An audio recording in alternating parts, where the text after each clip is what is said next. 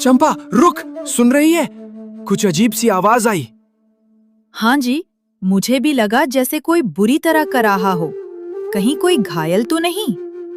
आवाज तो दर्दनाक है। कहीं कोई जंगली जानवर तो नहीं, या किसी बेचारे का शिकार तो नहीं हो गया इस घने जंगल के किनारे? बचाओ, कोई है? मेरी मदद करो। ये तो इंसानी आवाज लग रही है। चलिए देखते हैं, कोई मुसीबत में है।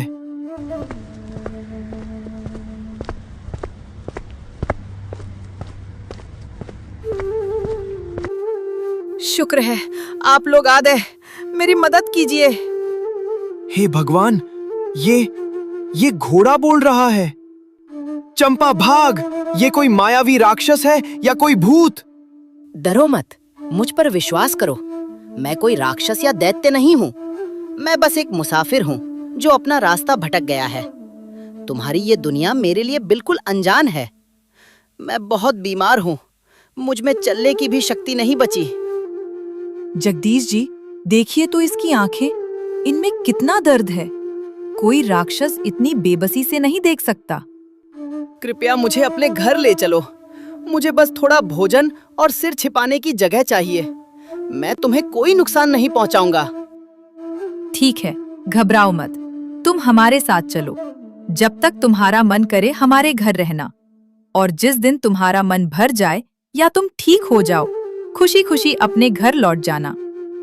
चंपा सही कह रही है। अगर तुम मुसीबत में हो तो हम तुम्हें ऐसे मरता हुआ नहीं छोड़ सकते। आओ, मेरा सहारा लो।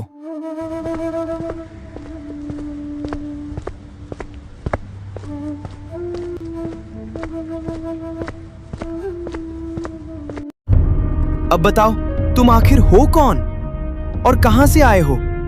मैंने आज तक अपनी पूरी जिंदगी में किसी जानवर को इंसानों की तरह बात करते नहीं सुना। मैं इस लोक का नहीं हूँ जगदीश। मैं एक दूसरे लोक से आया हूँ जहाँ सब कुछ ऐसा ही अद्भुत है। मैं बस सैर करने निकला था, लेकिन इस दुनिया की आबो हवा और रास्तों ने मुझे उलझा दिया। यहाँ की बीमारियां मेरे शरीर को झेलने की आदत नहीं है। दूसरे लोक से? ये तो सुनकर ही दिमाग चकरा रहा है। पर खैर, अब हम सब बहुत थके हुए हैं। तुम अब सुरक्षित हो।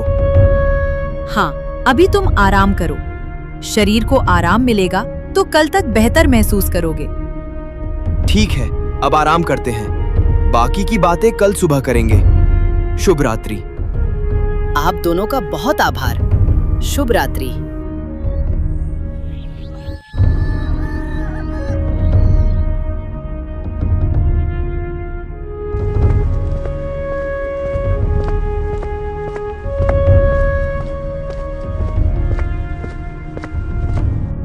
ओ जगदीश, बाहर निकल। बहुत दिन हो गए लुका छिपी खेलते हुए। आज या तो मेरा पैसा निकलेगा या तेरे घर का सामान। माखनलाल जी, थोड़ा समय और दे दीजिए। फसल बस कटने ही वाली है। मैं पाई पाई चुका दूंगा। चुप कर, बहुत हो गई तेरी नौटंकी। हर महीने यही राग अलापता है। अब मेरा सब्र खत्म हो चुका है। अरे, ये घोड़ा कब लाया बे? इतना शानदार जानवर ये तेरे पास कहां से आया? वो मालिक, ये मेरे ससुराल वालों ने दिया है। अभी कल ही आया है। ससुराल वालों ने दिया है? वाह, किस्मत चमक गई तेरी। ठीक है, पैसा नहीं है तो ना सही। जब तक तू मेरा उधार नहीं चुकाता तब तक ये घोड़ा मेरे पास रहेगा। उठाओ रे इसे। नहीं, रुकिए।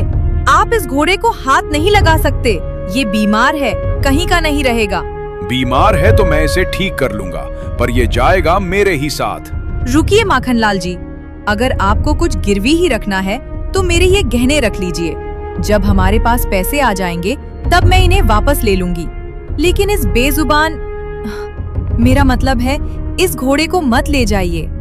मूर्ख औरत, इस मामूली घोड़े के चक्कर में अपने सोने के गहने दे रही है। सच में दिमाग ठिकाने नहीं है तेरा।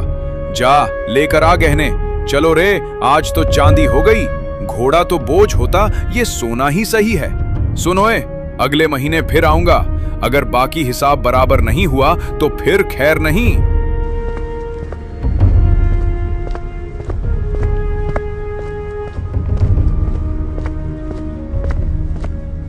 चंपा, ये क्या किया तूने? अपनी माँ की आखिरी निशानी भी दे दी। चंपा, तुमने मेरे लिए अपना सबसे कीमती धन त्याग दिया। मैं तुम दोनों की इस दया को कभी बेकार नहीं जाने दूंगा। चुप कर पगले, उपकार कैसा? जब से तू हमारे घर आया है मुझे ऐसा लग रहा है जैसे मुझे मेरा खोया हुआ बेटा मिल गया हो। तू मेरे लिए सिर्फ एक घोड़ा नहीं, अब मेरे बेटे के समान है। और एक माँ के लिए उसके बच्चे की सलामती के आगे ये सोना चांदी तो क्या, पूरी दुनिया की दौलत फीकी है।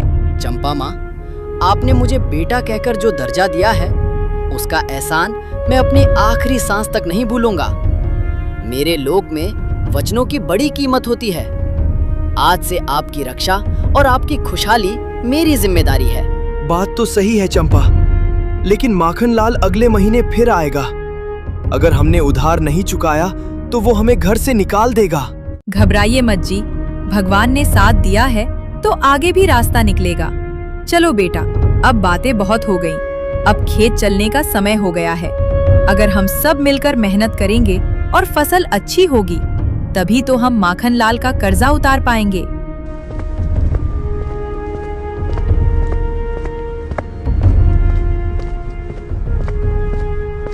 हे भगवान, मुझे माफ करना। बेटी लाडो, मुझे माफ कर देना।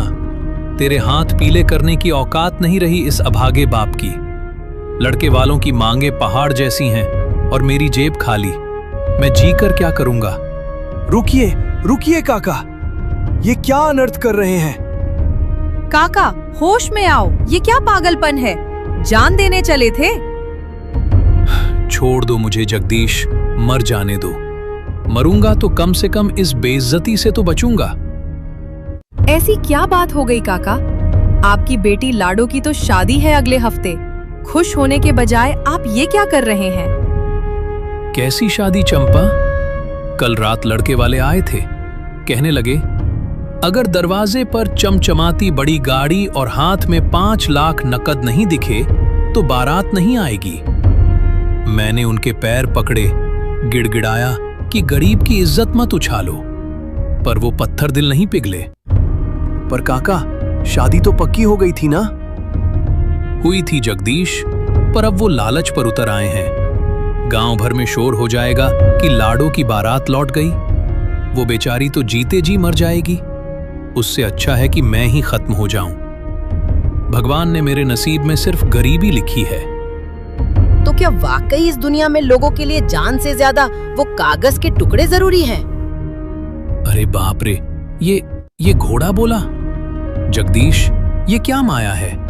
क्या मैं सच में मर गया हूं और यमराज का घोड़ा मुझसे बात कर रहा है? नहीं काका, शांत हो जाइए। आप जिंदा हैं। ये चमत्कार है, ये घोड़ा बोल सकता है। हे भगवान, बोलने वाला घोड़ा, क्या मैं पागल हो गया हूं? शांत हो जाइए काका, आप पागल नहीं हैं। मैं आपकी मदद कर सकता हूँ। काका, ये लीजिए।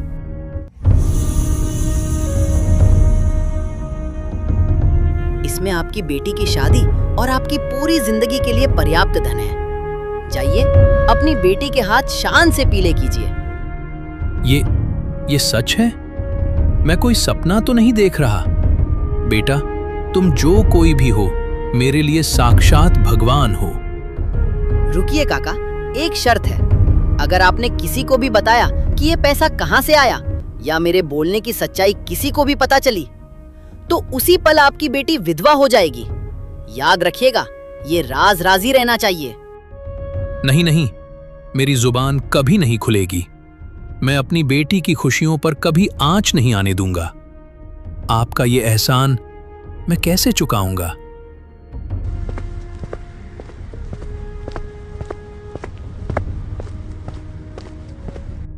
चंपा, मैंने अपनी आंखों से देखा पर यकीन नहीं हो रहा। तुम तो सच में चमत्कार कर सकते हो। हाँ जगदीश, मैं कर सकता हूँ, पर धन से ज्यादा जरूरी इंसानियत है। अब समझ आया कि चंपा ने क्यों कहा था कि तुम हमारे बेटे जैसे हो। चलो, अब खेत नहीं, सीधा घर चलो। आज की दोपहर बहुत भारी रही है। अब खेत नहीं, घर चलो, कुछ बात करनी है।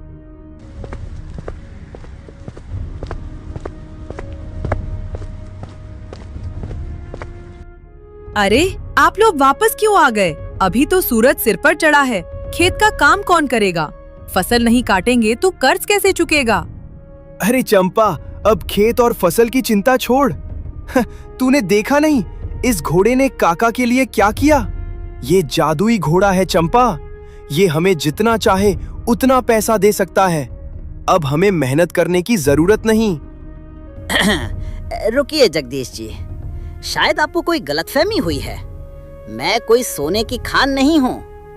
मैं किसी एक इंसान की सिर्फ एक ही इच्छा पूरी कर सकता हूँ।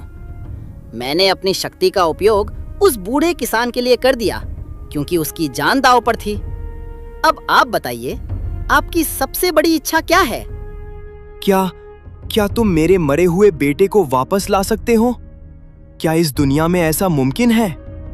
रुकिए, मुझे अपनी दिव्य दृष्टि से देखने दीजिए कि क्या इस पृथ्वी पर ऐसी कोई जगह है जहां से मरे हुए लोगों की रूह को वापस लाया जा सके। ओम नीलगिरि शिखर वासिनम पितृलोक द्वार रक्षकम। रास्ता मिल गया है। हमें सुदूर दक्षिण में स्थित नीलगिरि पर्वत जाना होगा। वहां एक प्राचीन और विशाल पूर्वज वृक्ष राज हैं। वहीं मरे हुए लोगों को वापस लाने का मार्ग बता सकते हैं। बोलो जगदीश, क्या तुम इस कठिन यात्रा के लिए तैयार हो? क्या हम चलें? जगदीश जी, अगर हमारे बेटे के वापस आने की एक भी उम्मीद है तो उसे मत छोड़िए। आप दोनों अभी निकल जाइए। पर चंपा, तुम यहाँ अकेली, और घर का क्या होगा? मेरी चिंता मत करो, मैं यहाँ सब संभाल लूंगी। बस तुम दोनों साथ जाओ और मेरे बेटे को वापस लेकर आओ। और हाँ, वादा करो कि तुम दोनों सही सलामत लौट कर आओगे। घबराओ मत माँ, जब तक मैं साथ हूँ जगदीश जी को खरोच भी नहीं आएगी। चलिए जगदीश जी, मंजिल बहुत दूर है और समय बहुत कम।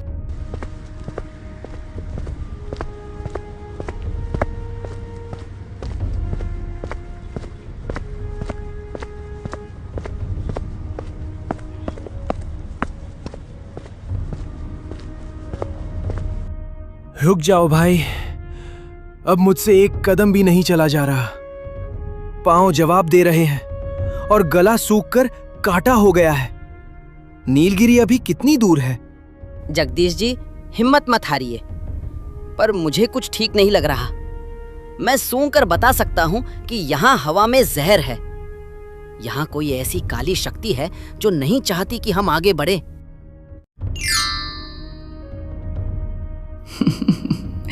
आहा, बहुत जानकार जानवर है रे तू तो। मेरी खुशबू पहचान गया। क्या लचीला और कोमल मांस होगा तेरा। और ये बूढ़ा इंसान, इसकी हड्डियां चबाने में तो बड़ा मजा आएगा। अरे बाप रे, ये क्या बला है? भाई भागो यहाँ से, ये हमें कच्चा चबा जाएगी। भागोगे कहाँ? इस जंगल की महारानी डायना की इजाजत के बिना यहाँ से परिंदा भी पर नहीं मार सकता। तू बोलता हुआ घोड़ा है, तुझे तो मैं अपने जादू के महल में सजा कर रखूंगी। महारानी डायना, हम यहाँ आपसे लड़ने नहीं आए। हम एक नेक काम के लिए जा रहे हैं। हमारा रास्ता छोड़ दो, इसी में आपकी भलाई है। भलाई? मेरी भलाई इंसानी मांस में है। बहुत देर से बहस कर ली, अब मरने के लिए तैयार हो जाओ। ओम वज्र चक्राय स्वाहा, दुष्ट शक्ति स्तंभनम कुरु कुरु, धर्म रक्षणाय घेरा प्रकटनम स्वाहा।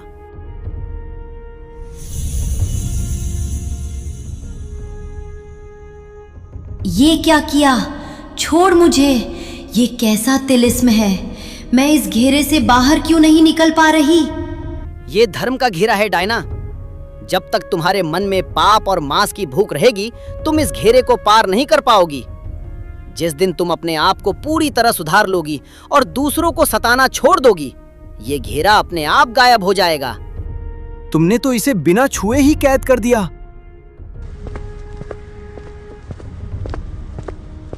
ओए, वापस आ। मुझे यहाँ अकेले मत छोड़। बचाओ।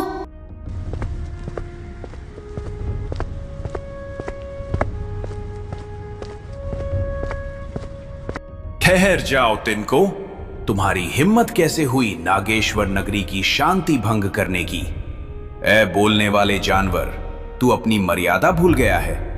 एक अदने से इंसान के लिए तूने देवलोक की शक्तियों का तमाशा बना दिया। मैं मर्यादा नहीं, अपना कर्तव्य निभाने आया हूँ महाराज। कर्तव्य? इस 2 पैरों वाले जीव के लिए? अरे ओ घोड़े, तू मूर्ख है। ये इंसान वही प्रजाति है जो अपनी कुल्हाड़ी की धार तेज करने के लिए मेरे भाइयों को काट डालते हैं। ये तुम्हें प्यार नहीं करते, ये सिर्फ तुम्हारी ताकत का इस्तेमाल करते हैं।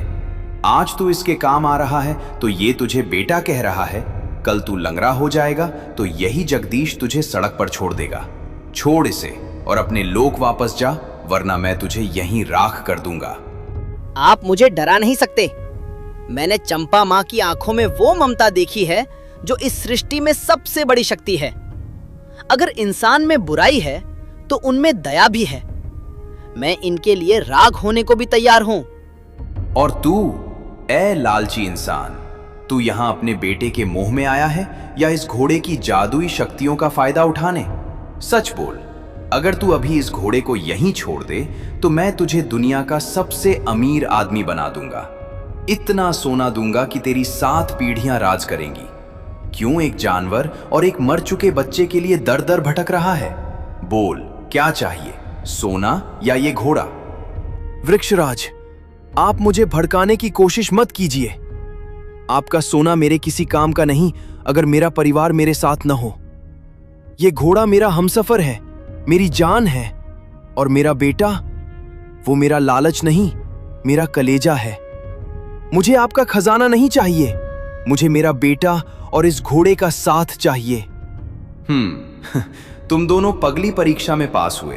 तुम्हारा इरादा नेक है और तुम दोनों का जुड़ाव स्वार्थ से ऊपर है, लेकिन नागेश्वर नगरी के द्वार पार करने के लिए तुम्हें मेरी दूसरी परीक्षा, बुद्धि परीक्षा से गुजरना होगा। तुम दोनों को एक एक सवाल का जवाब देना होगा। अगर गलत दिया तो पत्थर के बन जाओगे। पहला सवाल तुझसे, वो क्या है जो रोशनी में तो तुम्हारा साथ देती है पर अंधेरा होते ही साथ छोड़ देती है? परछाई महाराज। दूसरा सवाल, वो क्या है जो बीमार नहीं होती फिर भी उसे गोली दी जाती है? बंदूक महाराज। अद्भुत। साहस के साथ साथ बुद्धि का मेल दुर्लभ है। तुम दोनों ने साबित कर दिया कि तुम इस जादुई दुनिया के रहस्य जानने के हकदार हो। जाओ, वो सामने दिख रही सुनहरी गुफा ही तुम्हारी मंजिल है।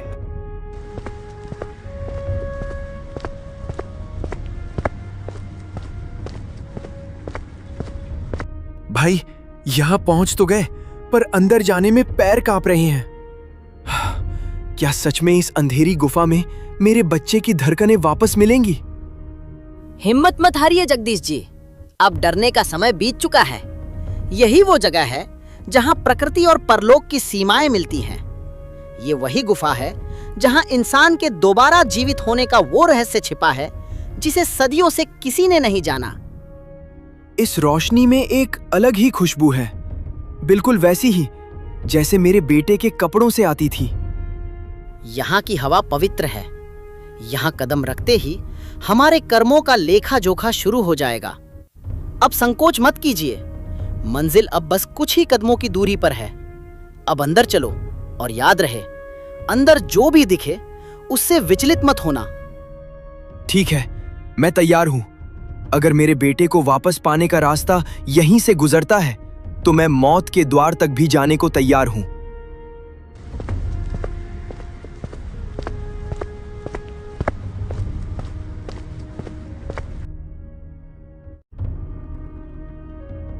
ये क्या भाई, हम इतनी दूर, इतनी मुश्किलों को पार करके यहां आए और यहां सिर्फ एक कांच का टुकड़ा है।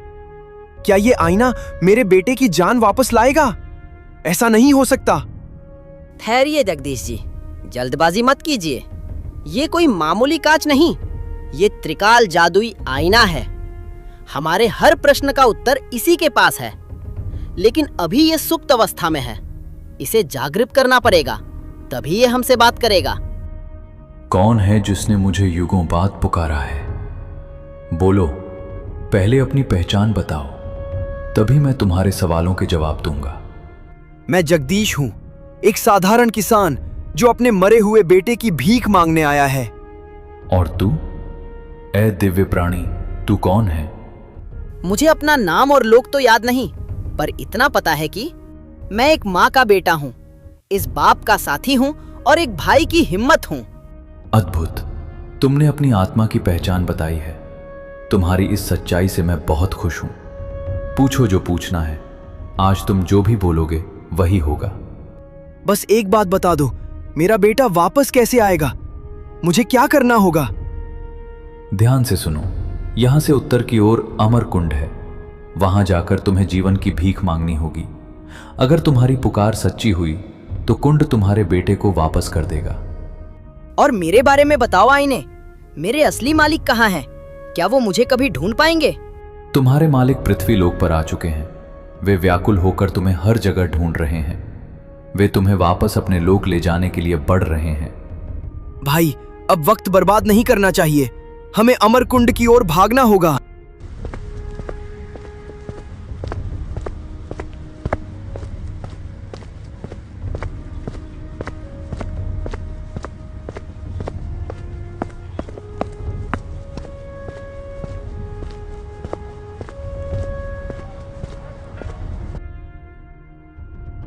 डरो मत इंसानों, मैं तुम्हें खाने नहीं आया।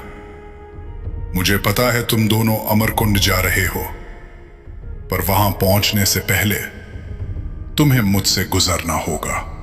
तुम कौन हो और हमारा रास्ता क्यों रोक रहे हो? मैं भी कभी तुम्हारी तरह एक इंसान था, लेकिन एक भयानक श्राप ने मुझे इस रूप में बदल दिया। आज सदियों से मैं यहां भटक रहा हूं। मैं मरना चाहता हूं, मुझे मौत चाहिए, पर आज तक कोई मुझे मार नहीं पाया। जो भी आता है उसे मैं अपनी रक्षा में मार देता हूं। क्या तुम मुझे मार दोगे? मुझे इस नर्क से आजाद कर दोगे? ये कैसा अजीब और डरावना श्राप है। कोई मरना क्यों चाहेगा? मैं इस श्राप को जानता हूँ। इसे अमर अहंकार का श्राप कहते हैं। ये उस इंसान को लगता है जिसे अपनी शक्ति पर बहुत घमंड हो जाता है। पहले ये उसे अजेय शक्ति देता है और बाद में वही शक्तियां उसे मरने नहीं देती। शरीर सड़ने लगता है पर आत्मा कैद रहती है। हाँ घोड़े, तुमने सही पहचाना। अब और सहन नहीं होता, मुझे मार दो। हट जाओ हमारे रास्ते से। मैं यहाँ जीवन की भीख मांगने आया हूँ। मैं नहीं चाहता कि मेरे हाथों किसी की जान जाए। मैं हत्यारा नहीं बनना चाहता। तुम पहले ऐसे जीव हो जिसने मुझे बोला कि मैं मर सकता हूं। अब या तो मुझे मुक्ति दो या फिर लड़ने के लिए तैयार हो जाओ। मारो या मरो। अगर तुम मुझे नहीं मारोगे तो मैं तुम्हें आगे नहीं बढ़ने दूंगा। ठीक है, अगर तुम्हारी मुक्ति का यही एक मार्ग है तो मैं तुम्हें इस कष्ट से आजाद करता हूं। ओम पूर्णमदः पूर्णमिदं देह बंधनम विमोचय स्वाहा आत्मा ज्योति स्वरूपेण पंचतत्वे विलीयताम।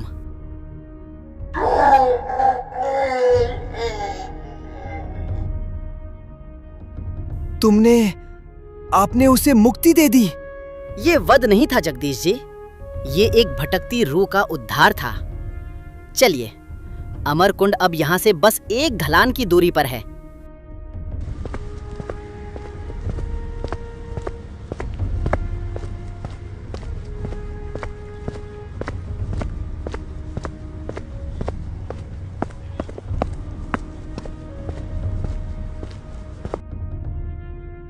हे अमरकुंड के रक्षक, बाहर आओ। हम यहाँ एक जीवन की भीख मांगने आए हैं। अपनी उपस्थिति प्रकट करो।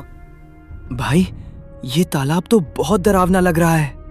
जगदीश जी, हिम्मत मत हारना। जैसे ही रक्षक प्रकट हो, बिना डरे अपने बेटे की मांग करना। लेकिन याद रहे, वो आपसे दो बहुत ही कठिन और अजीब सवाल पूछेगा। आपकी सच्चाई ही आपके बेटे को वापस लाएगी। कौन है जो मेरी निद्रा भंग कर रहा है? एक अदना सा इंसान और एक परलोक का प्राणी? बोलो, क्या चाहिए? हे नागराज, मैं एक बेबस पिता हूं। मेरे बेटे की असमय मृत्यु हो गई है। कृपा करके उसे वापस कर दीजिए। मैं उसके बिना मर जाऊंगा। जीवन दान देना इतना आसान नहीं जगदीश।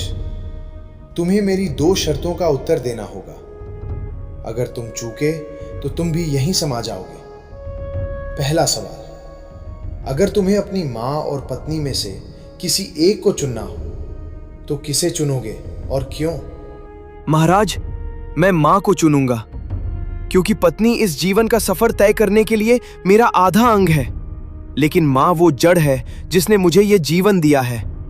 पत्नी के बिना मेरा संसार अधूरा होगा, पर मां के बिना मेरा अस्तित्व ही संभव नहीं होता। जड़ रहेगी तभी तो टहनियां पनपेंगी। उचित उत्तर। अब दूसरा सवाल, यदि तुम्हारे बेटे को जिंदा करने के लिए इस घोड़े का, जो तुम्हारा साथी है, गला काटना पड़े तो क्या तुम मंजूर होगे और क्यों? नहीं महाराज, मुझे ये मंजूर नहीं। मेरा बेटा मेरा कलेजा है, लेकिन ये घोड़ा मेरा धर्म और विश्वास है।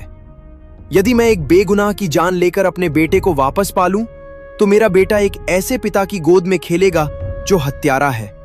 ऐसा जीवन मेरे बेटे के लिए भी श्राप होगा। मैं अपने स्वार्थ के लिए किसी की वफादारी का खून नहीं कर सकता। धन्य हो जगदीश, तुमने मोह पर धर्म की विजय पाई है। ये लो अपना बच्चा।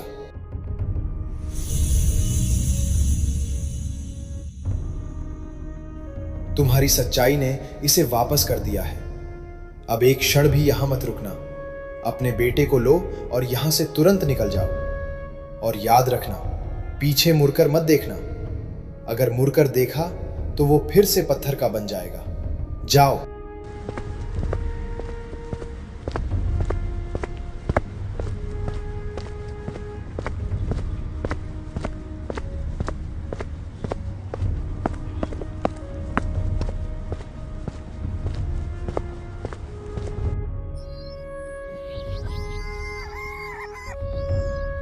मेरा बेटा, ये मेरा बच्चा है।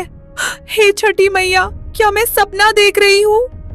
मेरा लाल, तू वापस आ गया। जगदीश जी, आपने तो चमत्कार कर दिया। मेरी सूनी गोद फिर से भर गई। ये मैंने नहीं चंपा, इस घोड़े ने किया है। अगर ये साथ न होता तो आज मैं भी ना होता और ना हमारा बच्चा। बेटा, आज तूने साबित कर दिया कि तू सिर्फ इस घर का हिस्सा नहीं, हमारा रक्षक है। तूने मुझे जो खुशी दी है, उसके आगे ये दुनिया की सारी दौलत कुछ भी नहीं। तेरा ये एहसान मैं कैसे उतारूंगी? माँ, आपने मुझे बेटा कहा था, बस वही मेरा इनाम है। आज इस घर की खुशियां देखकर मेरा सफर सफल हो गया। चंपा, अब बस। आज जितनी बातें और जितना सफर हुआ है, उसे सहने की ताकत अब बची नहीं है। मेरा रोम रोम दुख रहा है और नींद मेरी आंखों को खींचे जा रही है। हाँ जी, आप बहुत थक गए हैं। जाइए, अब आराम कीजिए। भाई, तुम भी आराम करो। आज की रात सुकून की रात है। कल सुबह उठेंगे तो नई शुरुआत करेंगे। कल ढेर सारी बातें करेंगे कि अब आगे क्या करना है। अभी के लिए मुझे सोने दो।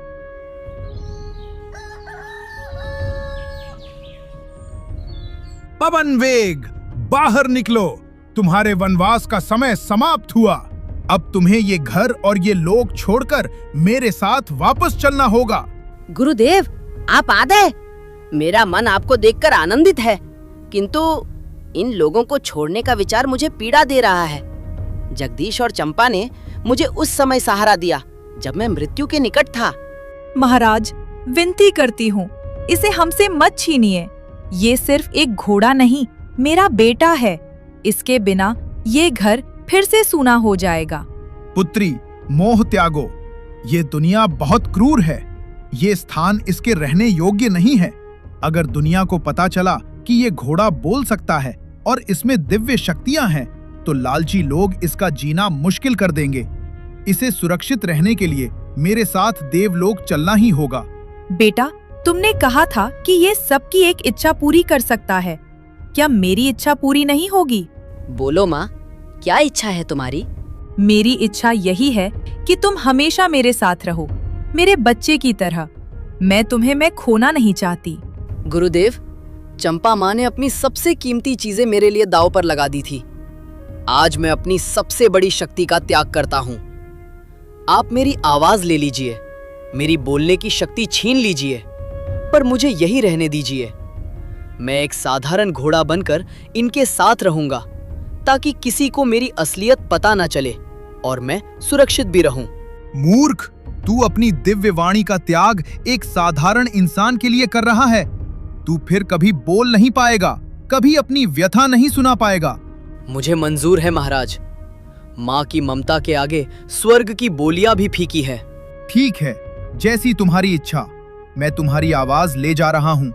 आज से तुम एक मूक प्राणी हो। मैं जा रहा हूँ, लेकिन याद रखना, जब भी कभी भारी संकट आए और तुम मुझे पुकारोगे, मैं वापस आ जाऊंगा। अलविदा।